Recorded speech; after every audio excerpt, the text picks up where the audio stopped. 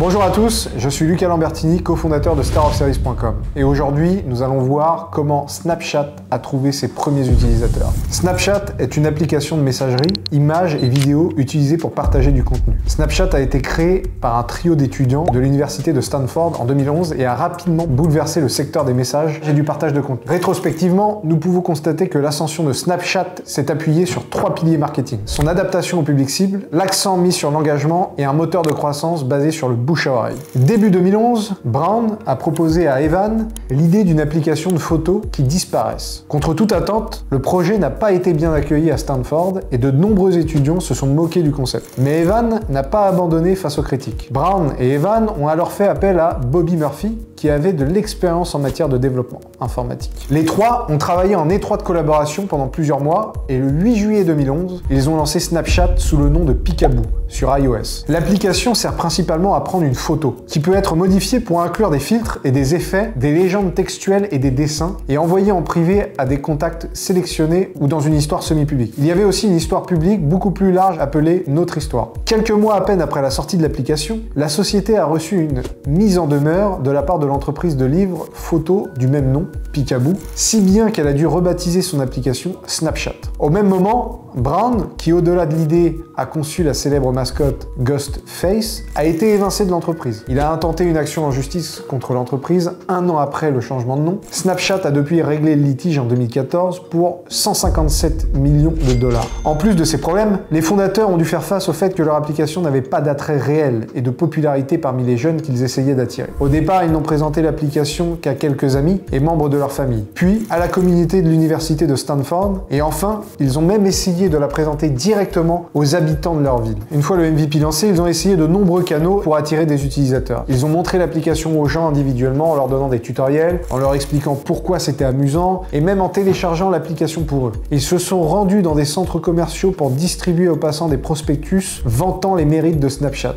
En leur disant par exemple, ça vous dirait d'envoyer une photo qui disparaît? Ils ont essayé de contacter des journalistes pour obtenir une couverture médiatique. Brown a même envisagé de positionner l'application comme un outil de sexting. Peekaboo vous permet à vous et à votre petit ami d'envoyer des photos pour jeter un coup d'œil et non pour garder le contact. Peut-on lire dans l'ébauche d'un communiqué de presse qu'il a rédigé. Malheureusement, rien n'a fonctionné. Finalement, la chance est venue à la rescousse. Il s'est avéré que la mère d'Evan Spiegel avait parlé de cette application à son cousin qui était à l'école et qu'il l'a ensuite montré à ses camarades de classe. L'application a connu un succès immédiat et s'est rapidement répandue dans toute la Californie du Sud. Au début de l'année 2012, le nombre d'utilisateurs actifs s'élevait à 30 000. Les responsables de l'application ont rapidement compris le message et ont orienté l'application vers les adolescents de la génération Z. Depuis cette découverte capitale, les adolescents constituent le cœur de la base d'utilisateurs de Snapchat. Toutes les décisions prises par la suite découlent de ce recentrage du public cible. Comme le savent les spécialistes du marketing, le public adolescent présente des vulnérabilités spécifiques à exploiter et des éléments déclencheurs à manipuler. Snapchat,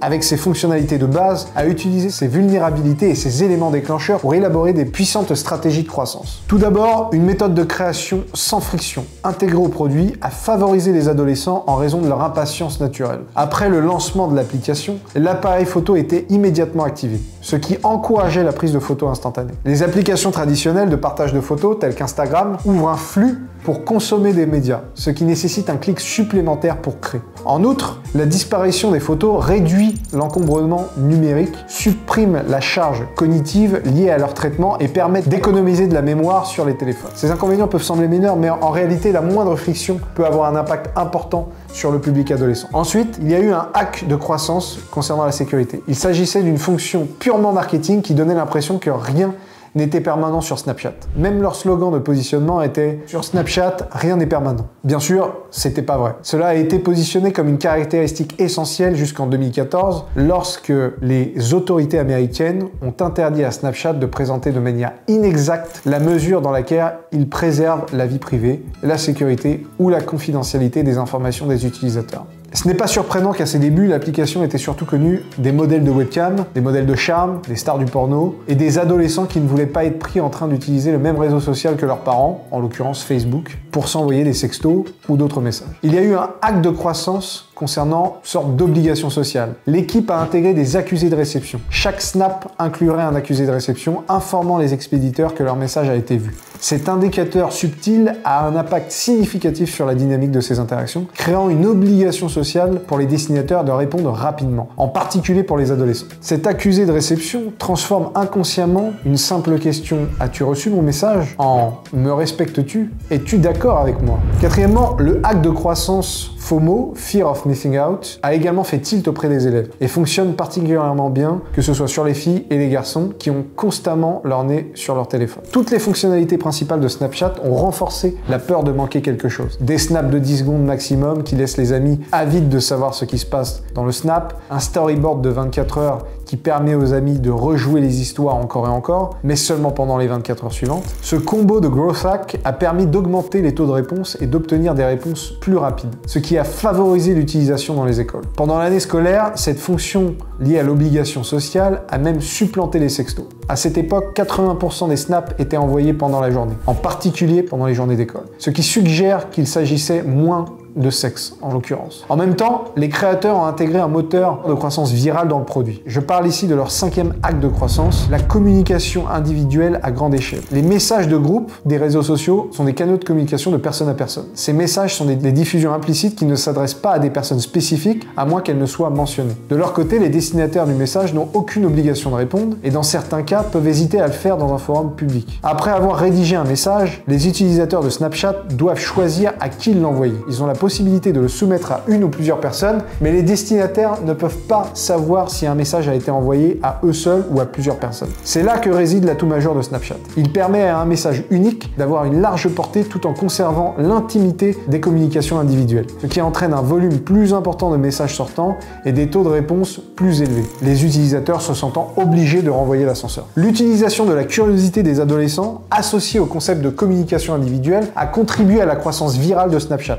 La plupart des adolescents ont découvert Snapchat avant même d'avoir téléchargé l'application eux-mêmes, en voyant leurs amis l'utiliser ou même en participant à l'expérience en prenant des selfies de groupe. L'utilisation de l'application reflète le fonctionnement du lycée et les comportements de groupe bien établis chez les adolescents. Le simple fait de parler de selfies de groupe suscite des conversations. Ainsi, l'application permet à des groupes de se réunir autour d'un téléphone pour voir un snap avant qu'il ne disparaisse. En 2012, 30% des snaps ont été envoyés à des groupes. Cette popularité et ce bouche à oreille entre adolescents ont joué un rôle essentiel dans la croissance de Snapchat, non seulement au sein des groupes d'adolescents, mais aussi auprès des parents de ses premiers utilisateurs. Lorsque les enfants sont passés à Snapchat, leurs parents ont rapidement suivi et le service est devenu un moyen pour les adolescents de communiquer avec leurs parents. Depuis 2012, les canaux de croissance de Snapchat sont le bouche à oreille pour 68%, les invitations pour 19% et la presse pour 9%. Merci d'avoir regardé cette vidéo. N'hésitez pas à liker, commenter et à vous abonner. Et si vous avez besoin d'un professionnel du service, allez sur starofservice.com. Merci et à la prochaine!